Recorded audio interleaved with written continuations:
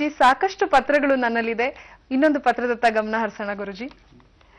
ಮಂಜುನಾಥ ಅವರು ಪತ್ರವನ್ನ ಬರೆದಿದ್ದಾರೆ ಬೆಂಗಳೂರಿನಿಂದ. ಇವರ ಜನನ 28-10-1974, ಸಮಯ ಬೆಳಗ್ಗೆ 6 ಗಂಟೆ ಅಂತ ತಿಳಿಸಿದ್ದಾರೆ. ಜನ್ಮಸ್ಥಳ ಬೆಂಗಳೂರು. ಆರ್ಥಿಕ ಸಮಸ್ಯೆ ಇವ್ರಿಗೆ ಸಾಕಷ್ಟು ಬಾಧಿಸ್ತಾ ಇದೆ ಗುರುಜಿ. ಏನ್ ಮಾಡ್ಬೇಕು ಅಂತ ಅವ್ರಿಗೆ ಗೊತ್ತಾಗ್ತಾ ಇಲ್ಲ. ಮನೆಯಲ್ಲಿ ಎಲ್ಲರ ಆರೋಗ್ಯ ಕೂಡ ಸಮಸ್ಯೆ ರೀತಿಯಲ್ಲೇ ಉಳ್ಕೊಂಡಿದೆ. ಯಾವ ಒಂದು ಪೂಜೆ ಅನುಷ್ಠಾನಗಳನ್ನ ಮಾಡಿದ್ರು ಪರಿಹಾರ ಆಗ್ತಿಲ್ಲ. ಮಾಟ ಮಂತ್ರ ಯಾವುದೇ ಒಂದು ರೀತಿಯಲ್ಲಿ ಯಾವ ದಾರಿಯಲ್ಲಿ ಮಾರ್ಗದಲ್ಲಿ ಹೋದ್ರೂ ಕೂಡ ಇವ್ರಿಗೆ ಸರಿ ಹೋಗ್ತಾ ಇಲ್ಲ. ಎಲ್ಲರ ಆರೋಗ್ಯನೂ ಗಂಭೀರವಾಗಿದೆ. ತಂದೆ ತಾಯಿ ಇವರಿಬ್ಬರ ಆರೋಗ್ಯ ಕೈಕೊಟ್ಟಿದೆ. ಅವರಿಗೆ ಕೈಕಾಲುಗಳು ಬಿದ್ದೋಗಿದೆ. ತಮ್ಮನಿಗೂ ಕೂಡ ಸೊಂಟದಲ್ಲಿ ಸ್ವಾಧೀನ ಕಳ್ಕೊಂಡು ಇತ್ತೀಚೆಗೆ 1 ತಿಂಗಳ ಹಿಂದೆ ಇವರು ಕೂಡ ಮರಣವನ್ನ ಹೊಂದಿದ್ದಾರೆ. 4 ವರ್ಷಗಳಿಂದ ಇವರಿಗೆ ಸತತವಾಗಿ ಪುರಾತನ ದೇವಾಲಯಗಳ ಒಂದು ಕನಸು ಬರುತ್ತೆ, ಕೋಟೆಗಳ ಕನಸು ಬರುತ್ತೆ. ಅಲ್ಲಿ ಹೋಗಿ ಅದನ್ನ ನೋಡ್ಬೇಕು ಅನ್ನುವಂತ ಒಂದು ಆಸೆ ಹುಟ್ಟುತ್ತಂತೆ.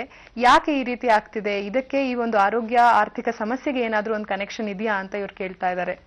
ಇವರ ಹೆಸರು ಏನಂತ ಹೇಳಿದರೆ ಮಂಜುನಾಥ್ ಅವರೇ, ತಮ್ಮ ಎಲ್ಲ ಕಷ್ಟಗಳನ್ನು ನೀವು ನಮ್ಮ ವಾಹಿನಿಯಲ್ಲಿ ಇವರಿಗೆ ಬರೆದು ಕಳಿಸಿದ್ದೀರಾ. ಮುಖ್ಯವಾಗಿ ಈಗ ನಿಮ್ಮ ರಾಶಿಯನ್ನು ನೋಡುವಾಗ ಮೀನರಾಶಿ ಬರುತ್ತೆ. ರೇವತಿ ನಕ್ಷತ್ರ ಮೀನರಾಶಿ, ಉತ್ತರಾಭದ್ರಾ ನಕ್ಷತ್ರ ಮೀನರಾಶಿ ನಿಮ್ಮದು ಬರುತ್ತೆ. ಅದೇ ರೀತಿಯಾಗಿ ಕುಂಡಲಿಯಲ್ಲಿ ದಶಾ ನೋಡುವಾಗ ಕೇತು ದಶಾ ನಿಮಗೆ 2008ರಿಂದ 2015ರವರೆಗಿದೆ. ಆಮೇಲೆ ನಿಮಗೆ ಶುಕ್ರ ದಶಾ ಪ್ರಾರಂಭ ಆಗುತ್ತೆ. ಈಗ ಲಗ್ನವನ್ನು ನಾವು ಮೊದಲನೇದಾಗಿ ವಿಚಾರ ಮಾಡುತ್ತೇವೆ. ನಿಮ್ಮ ಜನ್ಮ ಲಗ್ನ ಬಂದು ತುಲಾ ಲಗ್ನ. ಲಗ್ನದಲ್ಲಿ ಮಂಗಳ, ಸೂರ್ಯ, ಶುಕ್ರ ಮತ್ತು ಬುಧ. ಇಲ್ಲಿ ಸೂರ್ಯನು ನೀಚನಾಗಿ ಲಗ್ನಕ್ಕೆ ಬಾಧೆಯನ್ನು ಕೊಡುವಂತವನಾಗಿದ್ದಾನೆ. ಶುಕ್ರ ಅಲ್ಲೇ ಇದ್ರೂ ಸಹಿತ ಅವನಿಗೂ ಮತ್ತು ಸೂರ್ಯನಿಗೂ ತುಂಬ ಅಂತರ ಕಡಿಮೆ ಇರುವುದರಿಂದ ಲಗ್ನಾಧಿಪತಿ ಅಸ್ತನಾಗಿದ್ದಾನೆ. ಲಗ್ನಾಧಿಪತಿ ಅಂದರೆ ನಮಗೆ ಶರೀರದ ಒಂದು ಅಧಿಪತಿ. ಆ ಶರೀರದ ಎಲ್ಲ ಸ್ಥಿತಿಯನ್ನು ಸರಿಯಾಗಿ ನೋಡಿಕೊಳ್ಳುವಂತಹದ್ದು ಲಗ್ನಾಧಿಪತಿ. ಆದ್ದರಿಂದ ಲಗ್ನಾಧಿಪತಿ ಬಲಿಷ್ಠರಿದ್ದರೆ ಜಗತಿ ಪ್ರಭುತ್ವಂ ಸುಖಸ್ಥಿತಿಂ ದೇಹಬಲಂ ಸುವರ್ಚ ಅಂತ ಹೇಳಿದರು. ಅವನು ಸುವರ್ಚನಾಗಿ ಒಳ್ಳೆ ತೇಜಸ್ವಿಯಾಗಿ ಬಲಿಷ್ಠವಾಗಿರಬೇಕು ಅಂದರೆ ಅವನಿಗೆ ಲಗ್ನಾಧಿಪತಿ ಬಲಿಷ್ಠವಾಗಿರಬೇಕು. ಲಗ್ನಾಧಿಪತಿ ಅಸ್ತನಾದರೆ ಆಗ ಮೂಢ ಅಂತ ಅದಕ್ಕೆ ಹೆಸರು. ಮೂಢೇಚ ಪಾಪಗುಳಿಕೇಚ ನೃಪಾರಿಹೇತೋ ವೈಕಲ್ಯವಾನ್ ಇತರ ದೇಶಗತಃ ಅಂತ ಹೇಳಿದರು. ಈಗ ಇಲ್ಲಿ ಮೂಢತ್ವ ಅಂತಂದರೆ ನಿಮಗೆ ಮೂಢತ್ವ ಅಂತಲ್ಲ, ಆ ಗ್ರಹಗಳಿಗೆ ಅಲ್ಲಿ ಮೂಢತ್ವ ಅನ್ನೋದು ಬರುತ್ತೆ. ಸೂರ್ಯನಿಂದ ಅಸ್ತನಾದರೆ ಸೂರ್ಯನಿಗೂ ಮತ್ತು ಇರುವಂತಹ ಗ್ರಹಗಳಿಗೂ 3 ಅಂಶ ಕಡಿಮೆ ಇದ್ದರೆ ಅದಕ್ಕೆ ಮೂಢತ್ವ, ಮೂಢಗ್ರಹ ಅಂತ ಹೇಳ್ತಾರೆ. ಅಂತಹ ಮೂಢತ್ವ ಗ್ರಹ ಲಗ್ನದಲ್ಲಿದ್ದರೆ ಅವನಿಗೆ ದೈನ್ಯತ್ವ ಬರುತ್ತೆ ಅಂತ. ಈಗಾಗಲೇ ನೀವು ತಿಳಿಸಿದಿರಿ ಈ ದೈನ್ಯತ್ವಕ್ಕೆ ಕಾರಣ ಏನು ಅನ್ನುವಂಥದ್ದಾಗಿ ಹೇಳಬೇಕು ಅಂತ. ತಂದೆ ತಾಯಿಗಳನ್ನ ಮರಣ ಅಂದರೆ ಅವರಿಗೆ ಮರಣ ಶೈಲಿಯಲ್ಲಿದ್ದಾರೆ. ಅವರು ತುಂಬ ಕೈಕಾಲುಗಳು ಹೋಗಿದ್ದಾವೆ, ತಮ್ಮನಿಗೆ ಕಾಲು ಹೋಗಿ ಈ ರೀತಿ ಆಗಿದೆ ಅಂತ ಹೇಳಿದ್ದೀರಾ. ಅತ್ಯಂತ ದುಃಖದ ವಿಷಯ ಇದು. ಯಾಕೆಂದರೆ ನಿಮಗೆ ಲಗ್ನ ಸ್ಥಾನಾಧಿಪತಿಯ ನೀಚನಾಗಿರೋದ್ರಿಂದ ಇಂತಹ ದುಃಖವನ್ನು ನೋಡುವಂತಹ ಪರಿಸ್ಥಿತಿ ನಿಮ್ಮದಾಯಿತು. ಈಗ ಕೇತು ದಶ ನಿಮಗಿರುವಂತಹದ್ದು. ಆ ಕೇತು ಲಗ್ನದಿಂದ ಅಷ್ಟಮದಲ್ಲಿದ್ದಾನೆ. ಷಷ್ಠಂ ದ್ವಾದಶಂ ಅಷ್ಟಮಂಚ ಮುನಯಃ ಭಾವಾನ್ ಅನಿಷ್ಟಾನ್ ವಿದುಹು. ಅಷ್ಟಮ ಸ್ಥಾನ ವೃಷಭ. ಅಲ್ಲಿ ಕೇತುವಿನ ದಶ ನಿಮಗೆ ಇರುವಂತಹದ್ದು 2015ರವರೆಗಿದೆ. ಅದರಿಂದ ಕೇತು ದಶಾದಲ್ಲಿ ಈ ರೀತಿಯಾದಂತಹ ಒಂದು ಫಲ ನಿಮಗಾಯಿತು. ಈಗ ದೇವಸ್ಥಾನಗಳು ಮತ್ತು ಪುರಾತನ ಕೋಟೆ ಕೊತ್ತಲಗಳು ಕಾಣ್ತವೆ ಸ್ವಪ್ನದಲ್ಲಿ. ಅದನ್ನು ನೋಡುವ ಆಸೆ ಆಗಿದೆ ನಮಗೆ ಅಂತ ಹೇಳ್ತಾ ಇದ್ದೀರಾ. ಈ ಅಷ್ಟಮ ಅನ್ನುವಂತಹ ಸ್ಥಾನ ಏನಿದೆ, ಮಠಾಧಿಕಂ ಯಶ್ಮ ಗದಾಶ್ಚ ವಿಘ್ನಾ ವಿಚಿಂತನೀಯ ಪುನರ್ ಅಷ್ಟಮೇನ ಅಂತ ಹೇಳಿದರು. ಹಿಂದಿನ ಜನ್ಮದಲ್ಲಿ ಒಂದು ಮಠಾಧಿಪತಿಗಳಾದಂಥವ್ರು ನೀವು. ಆ ಮಠದ ಅಧಿಪತಿಗಳಾಗಿ ಅಲ್ಲಿ ಸರಿಯಾದ ರೀತಿಯಲ್ಲಿ ಅನ್ನ ಸಂತರ್ಪಣೆ ಮಾಡೋದನ್ನು ತಡೆ ಹಿಡಿದು ಬಿಟ್ರಿ. ಆ ಕಾರಣದಿಂದ ನಿಮಗೆ ಈ ರೀತಿಯಾದಂತಹ ಒಂದು ಫಲ ಬಂದಿದೆ ಅಂತ ಹೇಳಬೇಕು. ಯಾಕಂದರೆ ಅಷ್ಟಮ ಭಾವ ಅನ್ನೋದು ನಿಮಗೆ ತುಂಬ ದೋಷಕರವಾಗಿದೆ. ಅಷ್ಟಮಾಧಿಪತಿಯು ಲಗ್ನದಲ್ಲಿ ಮೂಢನಾಗಿದ್ದಾನೆ. ಇದೆಲ್ಲ ಕಾರಣದಿಂದ ಭಾಗ್ಯಾಧಿಪತಿಯು ಸಹಿತ ಅಸ್ತರಾಗಿರುವುದರಿಂದ ಭಾಗ್ಯ ಅನ್ನೋದೇ ಅಸ್ತ ಆಗಿದೆ. ಆ ಕಾರಣದಿಂದ ನೀವು ಏನು ಮಾಡಬೇಕೀಗ ಅಂತ ಕೇಳಿದರೆ, ಸುಬ್ರಹ್ಮಣ್ಯ ಮತ್ತು ದೇವಿಯ ದೇವಸ್ಥಾನದಲ್ಲಿ, ಯಾಕೆಂದರೆ ಪಂಚಮ ಸ್ಥಾನದಲ್ಲಿ ರಾಹು ನಿಮಗೆ ಕೂತಿದ್ದಾನೆ, ಅದು ಸಹಿತ ಈ ನಾಡಿ ದೋಷಕ್ಕೆ ಕಾರಣ ಆಗುತ್ತೆ. ಆ ದೃಷ್ಟಿಯಿಂದ ನೀವು ಸುಬ್ರಹ್ಮಣ್ಯ ಮತ್ತು ದೇವಿಯ ದೇವಸ್ಥಾನದಲ್ಲಿ ಅನ್ನ ಸಂತರ್ಪಣೆಯನ್ನು ಮಾಡಿ ಅಲ್ಲಿ ಪರಿಹಾರವನ್ನು ಮಾಡಿಕೊಳ್ಳಿ. ಪ್ರಧಾನವಾಗಿ ವೇದ ಪಾರಾಯಣವನ್ನು ಮಾಡಿಸಿ ನಿಮ್ಮ ಕಷ್ಟ ಬೇಗನೆ ಗುಣವಾಗಿ ಬೇಗನೆ ಅದೆಲ್ಲ ಪರಿಹಾರವಾಗಿ ಶುಕ್ರದಶ ನಿಮಗೆ ಅನುಕೂಲವಾಗಿ ಬರಲಿ ಅಂತ ನಾವು ಆಶಿಸ್ತೇವೆ ಈ ಮೂಲಕವಾಗಿ. ಮಂಜುನಾಥ್ ಅವರೇ, ನಿಮ್ಮ ಸಮಸ್ಯೆಗೆ ಆದಷ್ಟು ಬೇಗ ಪರಿಹಾರ ಸಿಗ್ಲಿ ಅಂತ ನಾವು ಕೂಡ ಹಾರೈಸ್ತೀವಿ. ಗುರುಜಿ, ಈಗ ಇನ್ನೊಂದು ಪತ್ರ.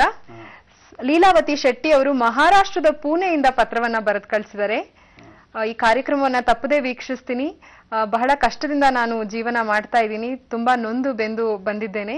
ಮಗಳೊಬ್ಳಿದ್ದಾಳೆ, ಅದೇ ಒಂದು ಈಗ ತೊಂದರೆ ಆಗಿದೆ. ಮಗಳ ವಿವಾಹದ ಸಮಸ್ಯೆ ನನ್ನನ್ನ ಕಾಡು ತಿಂತಾ ಇದೆ. ಏನ್ ಮಾಡ್ಬೇಕು ಗೊತ್ತಾಗ್ತಿಲ್ಲ. ಬಹಳ ವರ್ಷಗಳಿಂದ ಮಹಾರಾಷ್ಟ್ರದ ಪೂನಾದಲ್ಲೇ ನೆಲೆಸಿದ್ದೇನೆ. ಇವರ ಮಗಳ ಹುಟ್ಟಿದ ದಿನಾಂಕವನ್ನ ಕೊಟ್ಟಿದ್ದಾರೆ, 8/5/1985. ಸಮಯ ಬೆಳಗ್ಗೆ 4:21. ಪೂನಾದಲ್ಲಿ ಜನನ. ಕಂಕಣ ಭಾಗ್ಯ ಇನ್ನ ಕೂಡಿ ಬರ್ತಾ ಇಲ್ಲ. ಇದೇ ನನಗೆ ಸಮಸ್ಯೆ ಆಗಿದೆ, ಏನ್ ಮಾಡ್ಲಿ ಅಂತ ತಿಳಿಸ್ಕೊಡಿ ಅಂತಿದ್ದಾರೆ. ಲೀಲಾವತಿ ಅವರೇ, ತಾವು ಬಹಳ ದೂರದಿಂದ ನಿಮ್ಮೆಲ್ಲ ವಿಚಾರಗಳನ್ನು ತಿಳಿಸಿ ನಮಗೆ ಪತ್ರ ಬರೆದಿದ್ದೀರಾ. ಅಷ್ಟು ದೂರದಿಂದ ನೀವು ನಮ್ಮ ಕಾರ್ಯಕ್ರಮವನ್ನು ನೋಡಿ ಈ ವಿಭಾಗದಿಂದ ತಮಗೆ ಪರಿಹಾರ ಸಿಗುತ್ತೆ ಅಂತ ನೀವು ಅಲ್ಲಿಂದ ಪತ್ರ ಬರೆದಿದ್ದೀರಲ್ಲ, ಇದಕ್ಕೆ ನಮಗೆ ಬಹಳ ಸಂತೋಷ ಆಗಿದೆ. ಮೊದಲನೇದಾಗಿ ನೀವು ಕೊಟ್ಟಿರುವಂತಹ ಲಗ್ನ ಅತ್ಯಂತ ಶುಭ ಇದೆ. ನಿಮ್ಮ ಮಗಳ ಜಾತಕದಲ್ಲಿ ಶುಕ್ರ ಅತ್ಯಂತ ಬಲಿಷ್ಠನಾಗಿ ಉಚ್ಚನಾಗಿ ಕೂತಿದ್ದಾನೆ ಲಗ್ನದಲ್ಲಿ. ಅದು ಮಾಲವ್ಯ ಯೋಗ ಅಂತ ಇದನ್ನು ಕರೀತಾರೆ. ಮಾಲವ್ಯೇ ಸುಖಭುಕ್ ಸುವಾಹನ ಯಶಾಹ ವಿದ್ವಾನ್ ಪ್ರಸನ್ನೇಂದ್ರಿಯ ಅಂತ. ಪ್ರಸನ್ನವಾದ ಇಂದ್ರಿಯಗಳುಳ್ಳಂತಹದ್ದು, ವಿದ್ವತ್ತಿನಲ್ಲಿ ಪರಿಪೂರ್ಣತೆ ಉಳ್ಳುವಂತಹದ್ದು ಮತ್ತು ವಿವಾಹ ವಿಷಯದಲ್ಲಿ ತುಂಬ ಅನುಕೂಲ ಆಗುವಂತಹದ್ದು ನಿಮ್ಮ ಮಗಳಿಗಿದೆ. ಅದರಲ್ಲಿ ಯಾವುದೇ ಸಂಶಯ ಇಲ್ಲ. ಇಲ್ಲಿ ಸಪ್ತಮ ಭಾವಾಧಿಪತಿಯಾದಂತಹ ಬುಧನು ನೀಚನಾಗಿದ್ದರೂ ಸಹಿತ ಅವನಿಗೆ ಚಂದ್ರ ಕೇಂದ್ರದಲ್ಲಿ ಇರುವುದರಿಂದ, ಉಚ್ಚನಾದ ಶುಕ್ರನೂ ಅಲ್ಲೇ ಇರುವುದರಿಂದ ನೀಚಭಂಗ ರಾಜಯೋಗ ಅಂತ ಕರೀತಾರೆ. ತುಂಬ ಒಳ್ಳೆಯ ಹುಡುಗ ನಿಮ್ಮ ಮಗಳಿಗೆ ಸಿಗುತ್ತಾನೆ. ಮೂಲಾ ನಕ್ಷತ್ರ ಇದ್ರೂ ಸಹಿತ ನೀವೇನು ಅದಕ್ಕೆ ಅಂಜಬೇಕಾದಂತಹದ್ದಿಲ್ಲ. ಮೂಲಾ ನಕ್ಷತ್ರದ ದೋಷ ಇದಕ್ಕೆ ಬರುವುದಿಲ್ಲ. ಅದರ ಅಧಿಪತಿಯಾದಂತಹ ಗುರುವು ಇದಕ್ಕೆ ಲಾಭದಲ್ಲಿದ್ದು ಅನುಕೂಲವನ್ನು ಉಂಟು ಮಾಡಲಿಕ್ಕಿದ್ದಾನೆ.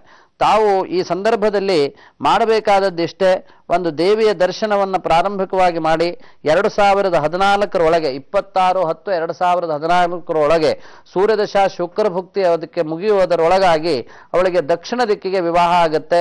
ನೀವು ಪುಣಾದಿಂದ ಈ ಕಡೆ ಹುಬ್ಬಳ್ಳಿ ಮತ್ತು ಸಾಂಗ್ಲಿ, ಕೊಲ್ಲಾಪುರ ಈ ರೀತಿಯ ಈ ರೋಡಿನಲ್ಲಿ ಬೆಂಗಳೂರು ಮಧ್ಯದಲ್ಲಿ ನಿಮ್ಮ ಮಗಳಿಗೆ ವಿವಾಹ ಆಗುತ್ತೆ. ಅದರಲ್ಲಿ ಯಾವುದೇ ರೀತಿಯ ತೊಂದರೆ ಇಲ್ಲ ಅನ್ನೋದನ್ನು ಹೇಳ್ಬೋದು.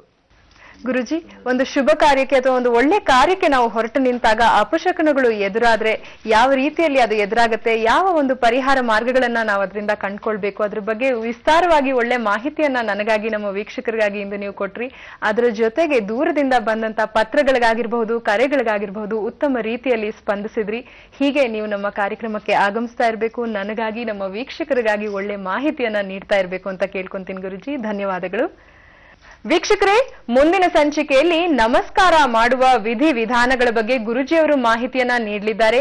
ನಮಸ್ಕಾರ ಹೇಗೆ ಮಾಡಬೇಕು, ಯಾರಿಗೆ ಯಾವ ಸಂದರ್ಭದಲ್ಲಿ ಮಾಡಬೇಕು, ನಮಸ್ಕಾರಗಳಲ್ಲಿ ಎಷ್ಟು ವಿಧಾನಗಳಿದೆ, ಯಾವ ಒಂದು ಸಮಯದಲ್ಲಿ ಹೀಗೆ ಮಾಡಬೇಕು, ಅದರಿಂದ ಯಾವ ಫಲಗಳು ನಮಗೆ ಸಿಗತ್ತೆ ಅನ್ನೋದ್ರ ಬಗ್ಗೆ ಮಾಹಿತಿಯನ್ನ ನೀಡಲಿದ್ದಾರೆ. ಇದರ ಜೊತೆಗೆ ಇನ್ನಷ್ಟು ಮತ್ತಷ್ಟು ವಿಶೇಷ ಮಾಹಿತಿಗಳನ್ನ ನಮಗಾಗಿ ಹೊತ್ತು ತರಲಿದ್ದಾರೆ. ತಪ್ಪದೆ ವೀಕ್ಷಿಸಿ ಅಂತ ಹೇಳ್ತಾ ಮತ್ತೆ ನಿಮ್ಮ ಭೇಟಿ ಮುಂದಿನ ಸಂಚಿಕೆಯ ಧರ್ಮದರ್ಪಣದಲ್ಲಿ. ಅಲ್ಲಿವರೆಗೂ ನಮಸ್ಕಾರ.